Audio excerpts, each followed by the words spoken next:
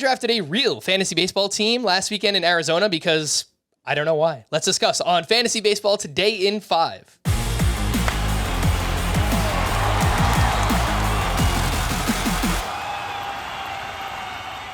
Welcome into FBT in 5. Today is Thursday, November 10th. I am Frank Stanfield, joined by the Welsh. Make sure you follow him on Twitter at IsItTheWelsh. For this draft, it was a 15-team standard 5x5 Roto draft and hold. And we'll start off with the first 5 picks, which includes Trey Turner, Jose Ramirez, Ronald Acuña, Julio Rodriguez, and Aaron Judge. Welsh, I think that some people will be surprised to see Aaron Judge go at 5 here. What do you think? Yeah, especially after people get a little look at some of the early projections that have already been released, which slice a lot of the production because we also don't know where he's going to land. Ultimately, though, I agree. I think there is a little bit of a shock factor, especially if he's going after 5.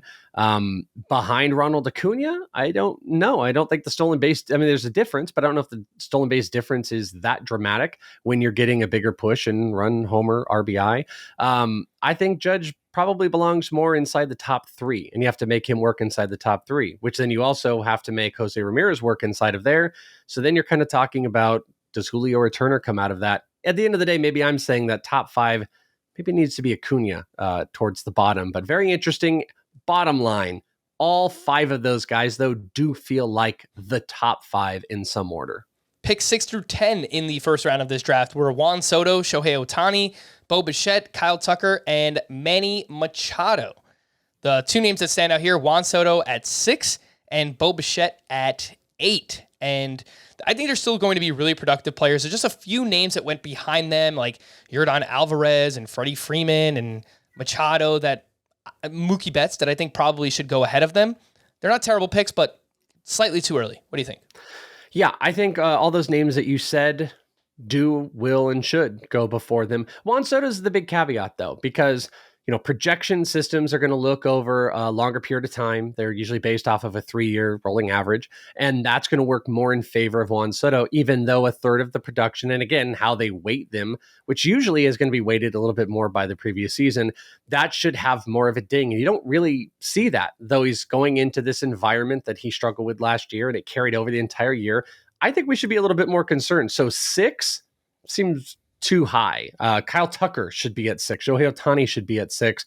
It also shouldn't be Bo Bichette, where I think you can make a pretty big argument that, Bobby Witt Jr. can go ahead of Bo Bichette, especially with the extra position availability. And you said this on the main podcast, so people can check out Fantasy Baseball Today, that Mookie Betts of all these players might belong above all of them. So seeing those names out there, seeing Soto and Bo Bichette go both inside the top 8, though not crazy, probably not something I'm going to do. Well, don't tell Scott White that Bobby Witt Jr. should be in the first round, and let's talk about Bobby Witt. Picks 11 through 15, Yordan Alvarez, Freddie Freeman, Mookie Betts, Garrett Cole, and then I took Bobby Witt Jr. and Vladimir Guerrero Jr., so I doubled down there. And I know he's only 22 years old, Bobby Witt, and we're expecting him to get better. Why wouldn't we? He's 22 years old. He's a former top prospect. He just had 20 homers and 30 steals. Why can't he go 25-25? My opinion, specifically in this format, in Roto, in categories, I think that Bobby Witt Jr. should be a borderline first-round pick. I completely agree with you.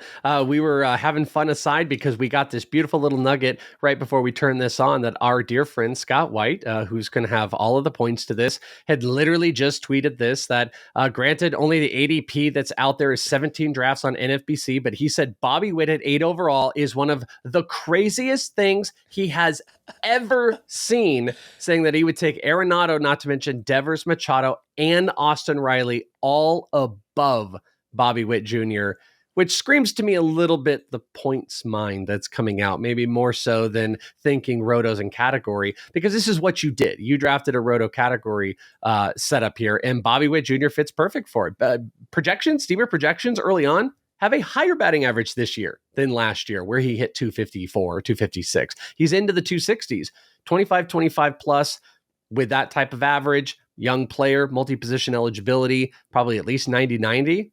That's a top 20 player. I hate to say it. So top 15, but I think he's a first round player that you can build a core piece from under. Give me all those stolen bases.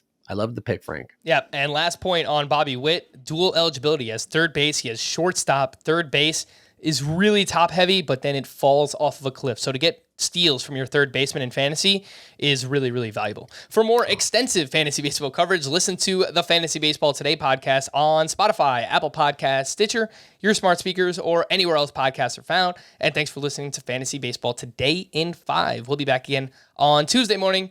Bye-bye.